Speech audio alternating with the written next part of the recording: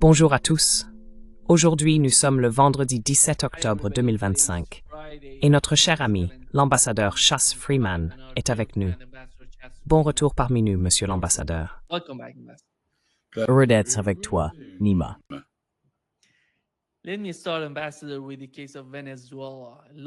Permettez-moi de commencer, monsieur l'ambassadeur, par le cas du Venezuela.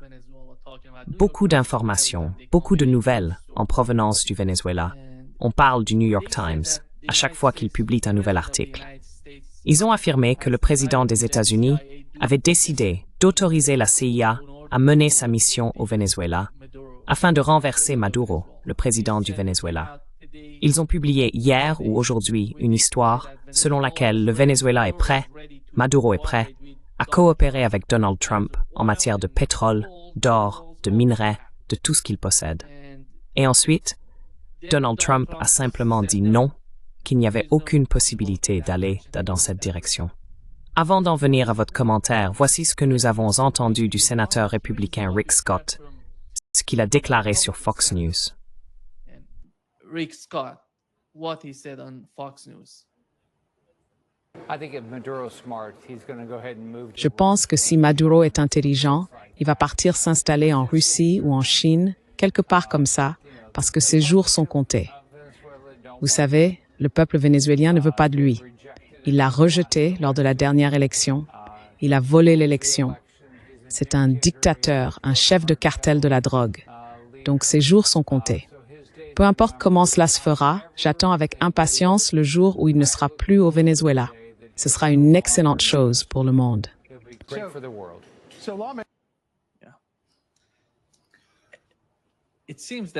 On dirait que tout est prêt à être renversé juste après le prix Nobel de la paix.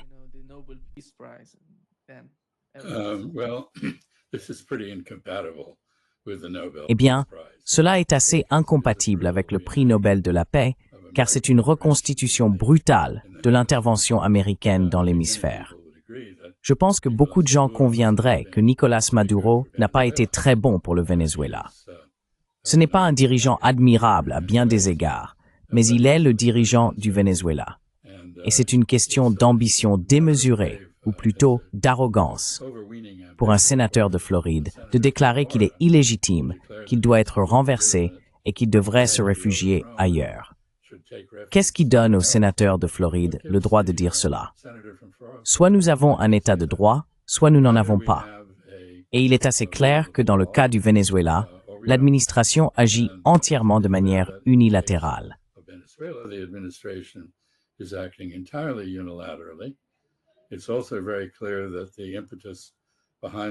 Il est également très clair que l'impulsion derrière tout cela est en grande partie menée par notre secrétaire d'État, Marco Rubio, dont l'un des objectifs a toujours été le renversement du régime Maduro et la fin de ses liens avec Cuba, un objectif qu'il poursuit depuis longtemps.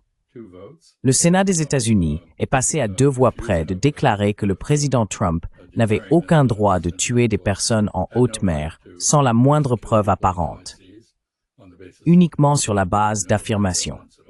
Mais la motion a échoué à 2 voix près, ce qui est extraordinaire. Cela démontre l'impuissance du Congrès américain, l'effondrement du système de frein et contrepoids dans la politique américaine et l'abandon par les États-Unis du droit international.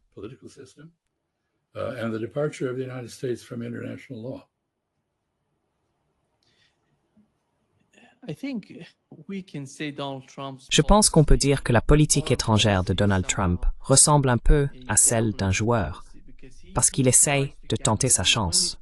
En ce qui concerne l'Iran, il a décidé de laisser Netanyahou attaquer l'Iran, pensant que Netanyahou renverserait le gouvernement là-bas. L'attaque contre Doha, à mon avis, c'était un geste énorme de sa part. Laisser Netanyahou attaquer à Doha pour tuer des dirigeants du Hamas. Et maintenant, dans le cas du Venezuela, penses-tu qu'il s'agit d'un nouveau pari pour Donald Trump?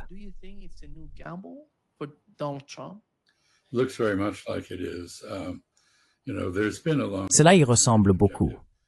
Vous savez, ça fait des décennies qu'il existe un objectif américain de longue date, sous des présidents démocrates comme républicains, visant à changer le gouvernement à Caracas. Cela n'a jamais abouti. Il y a eu des manœuvres assez audacieuses dans ce but, comme déclarer le président de l'Assemblée nationale véritable chef de l'État et soutenir divers candidats pour succéder d'abord à Hugo Chávez Frías, qui fut l'inspirateur du chavisme, une idéologie d'autocratie bolivarienne, puis à Nicolás Maduro, son adjoint, qui lui a succédé à la présidence. Aucune de ces tentatives de changement de gouvernement au Venezuela n'a réussi. None of these efforts to change the government of Venezuela have succeeded. And I think many of the premises on which American policy Et je pense que bon nombre des prémices sur lesquelles repose la politique américaine sont très discutables. Je ne crois pas qu'il soit juste de dire, comme l'a fait le sénateur Scott, que le peuple vénézuélien ne veut pas de Maduro. Il dispose d'une milice armée de 4,5 millions d'hommes et de femmes qui le soutiennent. C'est une part importante de la population urbaine du Venezuela. Bien sûr, les conditions au Venezuela, soumis depuis de nombreuses années à de lourdes sanctions des États-Unis, sont assez désastreuses. Environ 7 millions de Vénézuéliens ont fui le pays et cherché refuge ailleurs, y compris aux États-Unis, mais beaucoup d'entre eux dans d'autres pays, le Brésil, le Chili et ainsi de suite.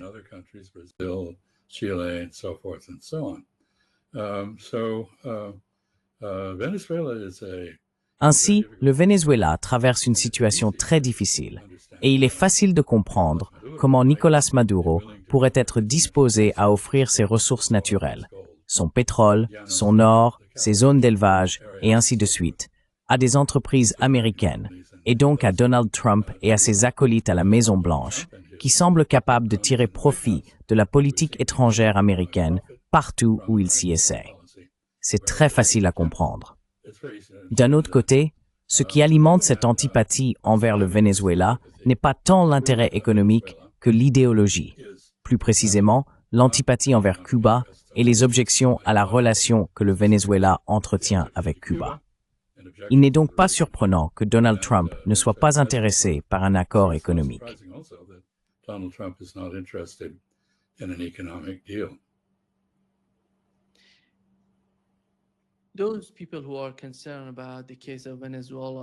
Les personnes qui s'inquiètent du cas du Venezuela évoquent souvent le Vietnam et la guerre du Vietnam, car le Venezuela serait un terrain difficile si elle décidait de passer dans la clandestinité ou de mener une forme d'opération militaire.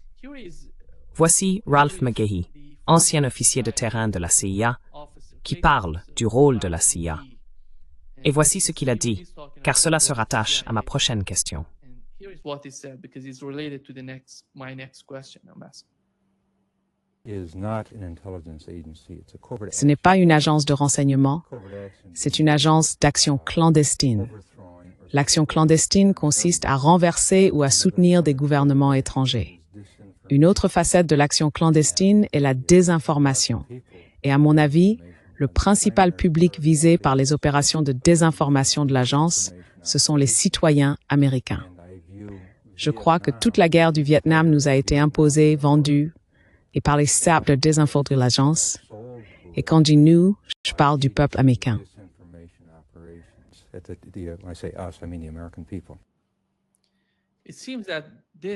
Il semble que cela reste la principale préoccupation pour de nombreuses personnes aux États-Unis lorsqu'elles voient ces conflits étrangers, même au Venezuela.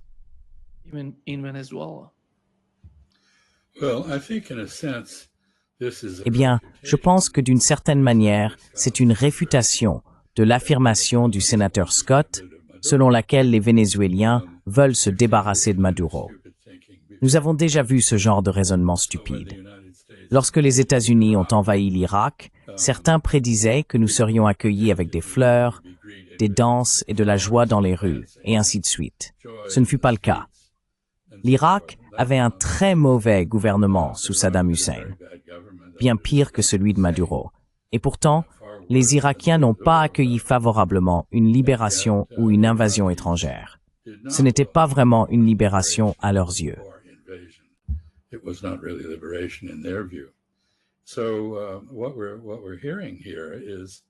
Ce que nous entendons ici, c'est que le peuple du Venezuela, tout comme celui du Vietnam, n'est pas en phase avec la vision que les Américains ont d'eux. Par conséquent, Entrer en guerre au Venezuela pourrait signifier s'engager dans un conflit de guérilla à long terme, avec de nombreuses pertes américaines et sans résultat utile. Je pense que c'est ce que M. McGee veut dire. En plus de souligner que la désinformation fait pleinement partie des actions clandestines et que malheureusement, surtout dans les circonstances actuelles, elle est largement dirigée vers le public américain. Very largely directed at American domestic audiences.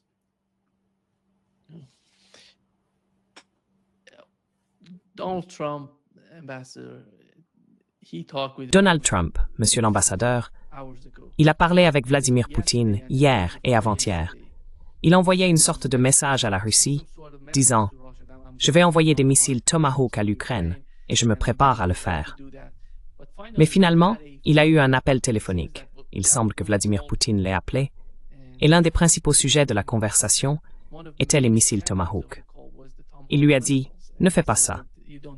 À mon avis, la transcription n'est pas encore publiée, mais l'un des principaux objectifs de l'appel était clairement les missiles Tomahawk. Main objectives of the call was the Tomahawk missiles. If the United States decides to send them, that would Si les États-Unis décident de les envoyer, cela changerait radicalement tout ce qui se passe en Ukraine. Today we have Et aujourd'hui, nous avons Zelensky à Washington en train de parler avec Donald Trump.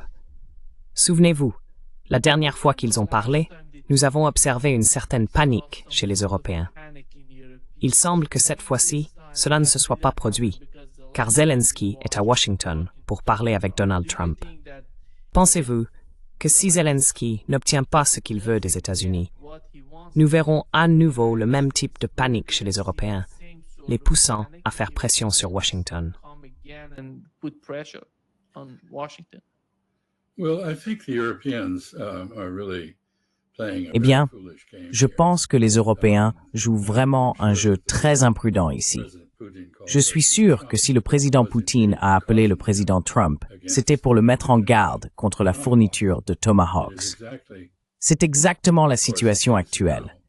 Chaque fois que l'Ukraine lance un drone à longue portée ou toute autre attaque à longue portée contre la Russie, attack on elle le fait avec l'aide du renseignement américain. Elle ne pourrait pas le faire sans cela. couldn't do it Elle ne pourrait pas non plus utiliser les Tomahawks elle-même. without operate. Ils devraient être opérés par des soldats américains. It would have to be Ce serait donc une double escalade. D'abord, une attaque américaine directe contre la Russie impliquant des forces américaines. attack on the Et ensuite, une intensification de la guerre avec une capacité d'attaque à longue portée plus redoutable donnée à l'Ukraine. formidable long-range attack capability given to Ukraine. I don't think this is going to happen. If Je ne pense pas que cela va se produire. Putin says Je ne sais pas ce que le président Poutine a dit au président Trump, that if mais j'ai toujours pensé que si des Tomahawks étaient introduits en Ukraine, les Russes contre-attaqueraient les capacités de renseignement qui les soutiennent sur place. Ukraine, Autrement dit, il y a des Américains en Ukraine qui les soutiennent clandestinement. clandestine, Les Russes savent où ils se trouvent. Ils ne les ont pas encore visés spécifiquement, mais je pense qu'ils le feront. they will. Donc cette escalade, si elle a lieu, est très grave. Is very Ce que les Européens en penseraient, je ne saurais le dire, car ils semblent parfaitement à l'aise avec l'idée d'attaquer la Russie. seem to be Ils semblent supposer qu'ils peuvent le faire en toute impunité. they seem to assume that they can do so with impunity. And yet, if you recall, during the discussion of Et pourtant, si vous vous souvenez, lors de la discussion sur la fourniture du missile Taurus à l'Ukraine par l'Allemagne, les Russes ont été très clairs. Si ce missile était livré, il détruirait l'usine où il est produit en Allemagne. so in other words, they would En d'autres termes, ils attaqueraient l'Allemagne, pas seulement l'Ukraine. enough to persuade Cela a suffi à convaincre les Allemands d'adopter une autre approche. parts to Ukraine. Ils ont expédié des pièces en Ukraine qui ont été assemblées et, comme on pouvait s'y attendre, l'usine d'assemblage a été détruite par les Russes. Je pense donc qu'il s'agit d'une manœuvre très dangereuse. On the part of Ukraine, Elle montre la désespération du côté ukrainien, cherchant par tous les moyens à stopper sa lente défaite. Et le Tomahawk ne changerait rien à cela. Il offrirait simplement aux Russes un argument convaincant pour intensifier leur riposte. a compelling argument for escalating in return. The head of Ukrainian intelligence yesterday said Le chef du renseignement ukrainien a déclaré hier qu'il se préparait à 2 ou 3 années supplémentaires de conflit en Ukraine. Il semble qu'il planifie à long terme. Mais qu'est-ce que cela signifie? 3 années de guerre de plus? Cela voudrait dire que Donald Trump ne sera plus à Washington, et il s'y prépare. Qui va fournir à l'Ukraine les armes dont elle a besoin? Parce qu'hier, Pete Hegseth a parlé avec le secrétaire général de l'OTAN, se vantant de la qualité de ces armes et affirmant qu'elles allaient apporter la paix en Europe, ce qui, bien sûr, n'est pas le cas. Tout le monde le sait. which is not the case. Everybody knows that. Well, we've had quite a history in Ukraine. Eh bien, nous avons eu en Ukraine toute une histoire de personnes affirmant que certaines Wunderwaffen, de merveilleuses nouvelles capacités dans un nouveau système d'armes, allaient tout changer. Et à plusieurs reprises, cela s'est avéré faux. Cela ne s'est pas produit. Il n'y a pas plus de raison de croire que cela se produira maintenant qu'il n'y en avait par le passé. Et enfin, je noterai simplement que le problème fondamental de l'Ukraine n'est pas l'armement. C'est les gens, la main-d'œuvre, des personnes formées pour manier les armes, des soldats entraînés pour tenir la ligne face aux avancées russes, qui sont des avancées d'infanterie, des infiltrations de petits groupes dans les positions ukrainiennes. Les Russes progressent sur l'ensemble du front, et l'Ukraine n'a tout simplement plus les effectifs, la main-d'œuvre nécessaire pour résister efficacement. Il n'y a rien que quiconque puisse faire à ce sujet. Les Européens ne sont pas prêts à envoyer leurs jeunes hommes et femmes se battre en Ukraine, pas plus que les Américains. L'Ukraine est donc seule sur ce plan, et elle a épuisé ses ressources humaines.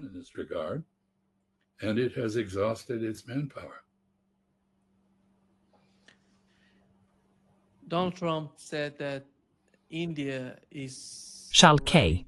Donald Trump a déclaré que l'Inde était prête à cesser d'acheter du pétrole russe, ce que l'Inde a ensuite démenti. Il a également affirmé que l'économie russe s'effondrait et que la Russie avait perdu 1,5 million de soldats, tués, non blessés. Quand vous voyez le président des États-Unis parler de cette manière, en inventant des faits, qu'est-ce que cela signifie? Comment va-t-il tirer profit de ce genre d'argument? Est-ce destiné au public auquel il s'adresse, ou est-ce quelque chose qu'il veut que tout le monde, en dehors des États-Unis également, entende et voit?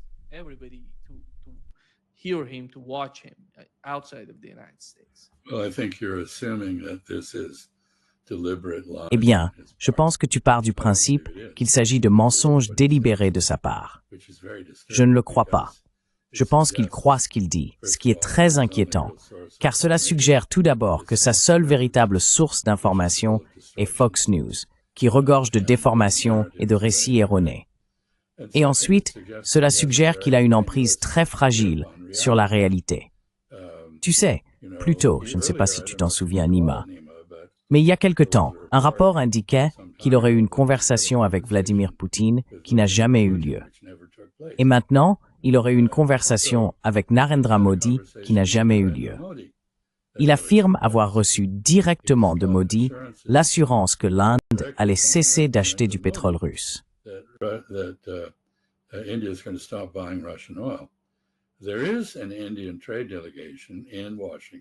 Il y a une délégation commerciale indienne à Washington qui essaye de négocier, et je ne sais pas ce qu'ils ont pu dire. Mais je pense que cette histoire d'un entretien direct avec Modi relève de l'imagination de Trump qui s'emballe. De même, il a dit avoir parlé avec le Hamas. Je ne sais pas quand il aurait parlé avec le Hamas. Rien n'indique du côté du Hamas qu'il l'ait jamais fait. Et il affirme que le Hamas aurait dit « Oui, monsieur, nous allons nous désarmer ». C'est exactement le contraire de la position du Hamas. Donc je pense, en ce qui concerne la perception de la réalité que le président américain démontre en essayant de diriger le navire de l'État, je ne crois pas qu'il ait une carte. Je ne pense pas qu'il ait la moindre connaissance de ses eaux. Il navigue sur la base de la croyance plutôt que du savoir.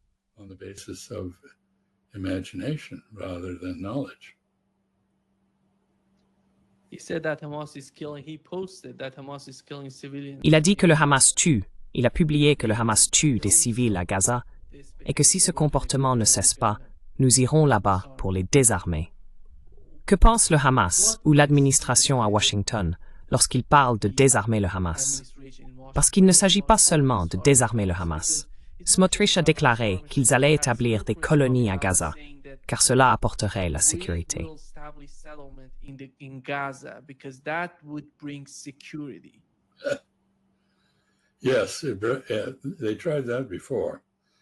Oui, ils ont déjà essayé cela. Et Ariel Sharon a eu l'intelligence de se retirer de Gaza, car ça n'avait pas établi la sécurité. Cela avait instauré une provocation constante. Et permettez-moi de dire ici que l'administration a tenu un double discours. Le président Trump, à bord d'Air Force One, sur le chemin du retour de la région, a déclaré qu'il avait autorisé le Hamas à rétablir l'ordre à Gaza. Eh bien, le Hamas rétablit l'ordre.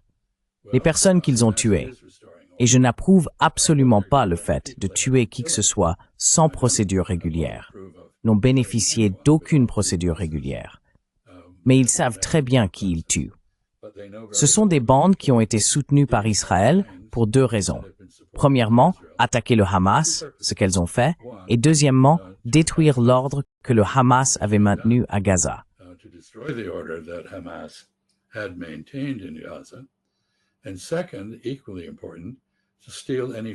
Et deuxièmement, tout aussi important, voler toute nourriture entrée à Gaza et la revendre à des prix gonflés, afin qu'Israël puisse prétendre que le Hamas volait la nourriture.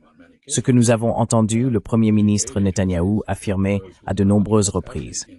Les agences d'aide, celles qui sont au courant de ce qui se passe à Gaza, ont toutes déclaré que cela était totalement infondé. C'est donc un autre exemple de pensée illusoire, de confusion, et ainsi de suite. Je ferai simplement une dernière remarque. Israël n'a pas accepté de mettre fin à cette guerre. Il a accepté un cessez-le-feu, temporaire, première phase. Le Hamas n'a pas accepté de se désarmer.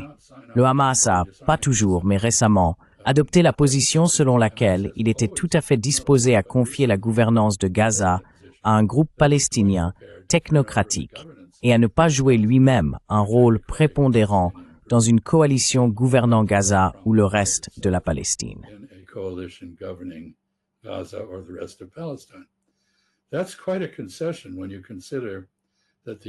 C'est une concession assez importante quand on considère que la seule élection que nous ayons vue en Palestine depuis 2006 est celle de 2006, qui a porté le Hamas au pouvoir, et non l'autorité palestinienne ni le Fatah en tant que gouvernement de la Palestine. La réaction immédiate des États-Unis et d'Israël a été de renverser l'autorité du Hamas en Cisjordanie et de tenter de faire de même à Gaza, où ils ont échoué. Mais cela souligne un autre point. On ne peut pas parler de stabilité ou de paix sans l'adhésion des Palestiniens. Les Palestiniens doivent avoir leur propre autogouvernement et être engagés pour la paix avec Israël. Ils sont prêts à le faire. Israël, lui, ne semble prêt qu'à les anéantir. Et Donald Trump, à l'occasion, dit exactement ce que dit Netanyahou.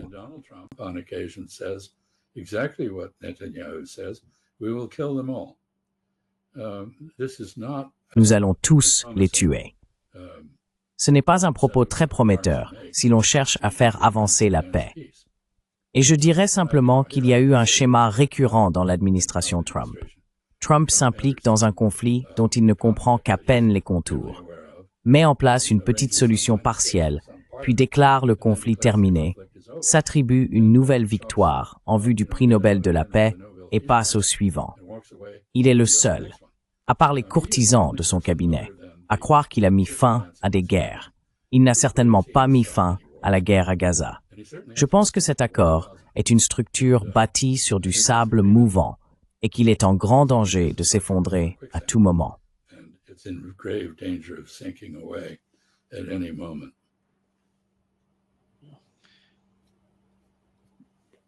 Est-ce que ça signifie qu'il y aura de nouvelles escalades avec l'Iran?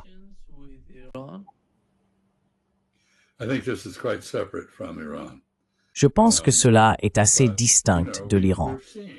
Mais vous savez, nous voyons à plusieurs reprises que Donald Trump ne désobéira pas à Netanyahou. Et Netanyahou est déterminé à attaquer à nouveau l'Iran. Quand? Je ne sais pas. Certains disent bientôt, d'autres disent l'année prochaine. Mais il ne fait aucun doute quant à la férocité des intentions israéliennes envers l'Iran et à leur volonté de provoquer un changement de régime là-bas, ce qu'ils essayent d'organiser depuis des années. Ils veulent enrôler les États-Unis dans cette entreprise. Il n'y a aucune raison de croire que Donald Trump ne s'alignera pas sur Israël, car il l'a fait sur toutes les autres questions et à toutes les autres occasions. Because he's done it on every other issue and occasion. We've learned that Iran has received Russian fighter jets. Nous avons appris que l'Iran a reçu des avions de chasse russes de différents types, des MiG-29 dans leur dernière version et des Su-35. Nous avons vu des images les montrant survolant Téhéran, la capitale de l'Iran. En ce qui concerne Netanyahou, Donald Trump aurait demandé au président israélien de lui accorder une grâce. Était-ce parce que cela pouvait aider la position de Trump, peut-être pour éviter une guerre directe avec l'Iran?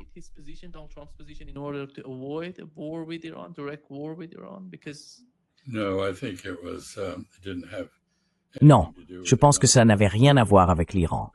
Cela concernait Gaza et les tensions au sein du gouvernement de coalition israélien, ainsi que les exigences de sa donatrice, Myriam Adelson, qui se trouvait dans la salle de la Knesset, qui avait pris l'avion Air Force One avec Donald Trump pour se rendre en Israël et qui est politiquement très importante pour lui. Donc je pense que d'un côté, il disait « Écoutez Israël, vous devez affronter la réalité de Gaza, même si vous ne le voulez pas. Mais j'aime Netanyahou et voici ce que je peux faire pour lui. » Eh bien, bien sûr, le président Herzog n'a pas l'autorité de faire ce qu'un président américain peut faire. Et il a aussi la sagesse politique de ne pas se laisser contraindre à le faire, ni même à essayer. Donc je pense que c'est de cela qu'il s'agissait. Ce n'était pas à propos de l'Iran. So I think that's what this was about. It wasn't about Iran.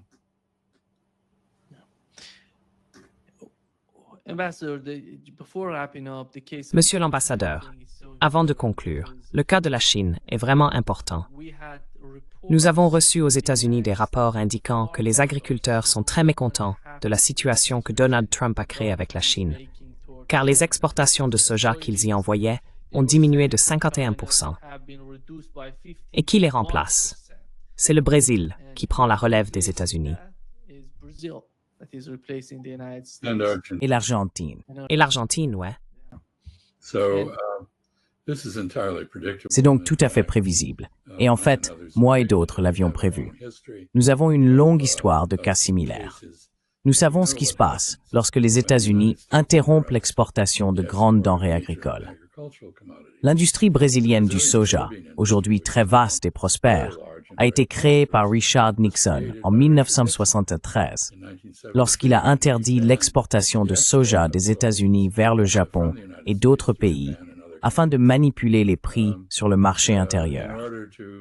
Les prix augmentaient à cause des exportations, et il voulait les faire baisser pour les matières premières destinées à l'alimentation animale.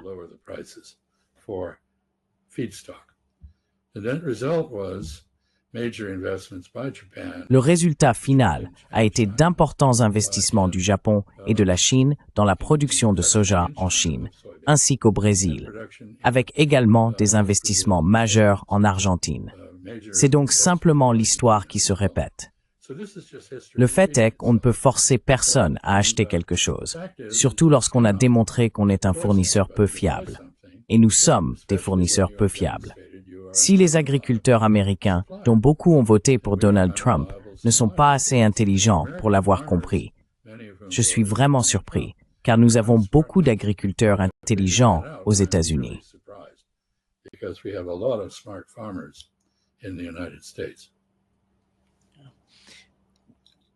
Avant de conclure, Monsieur l'ambassadeur, voici ce que Scott Besson a dit à propos de la Chine.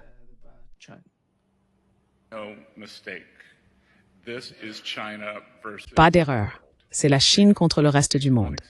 Ils ont imposé ces contrôles à l'exportation inacceptable à tout le monde.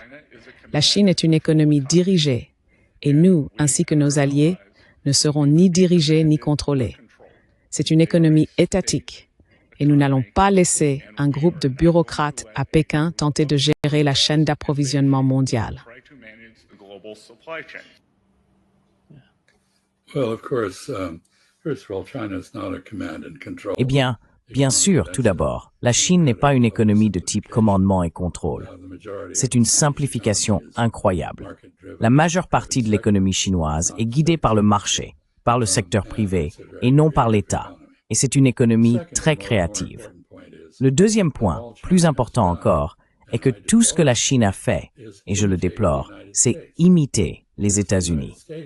Ce sont les États-Unis qui ont inventé les contrôles à l'exportation, qui vous disons que vous êtes un importateur brésilien de trousses médicales, de trousses de premier secours.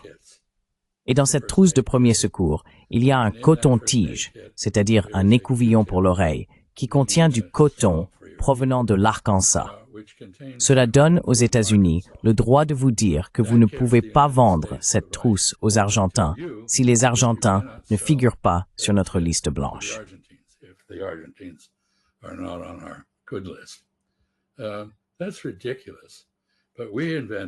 C'est ridicule, mais c'est nous qui avons inventé ce système. Et les Chinois ne font que nous rendre l'appareil en nous appliquant ce que nous leur avons fait. Je pense que les deux pays sont en tort ici. Les États-Unis ont commis une sacrée erreur en inventant ce niveau particulier de contrôle tertiaire des exportations. Et je pense que les Chinois découvriront probablement qu'ils paient eux aussi un lourd tribut en s'aliénant beaucoup de monde, en tentant de contrôler la réexportation de ceci, de cela et d'autres choses par des pays tiers. Mais M. Bezan applique clairement un double standard et fait preuve d'hypocrisie. Je ne pense pas que cela ait la moindre crédibilité auprès de quiconque comprend un tant soit peu comment les contrôles à l'exportation ont fonctionné pour les États-Unis.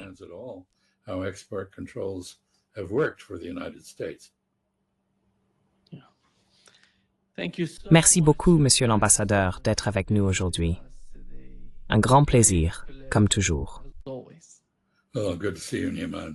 Keep up the good work. Ravi de te voir, Nima. Continue ton excellent travail.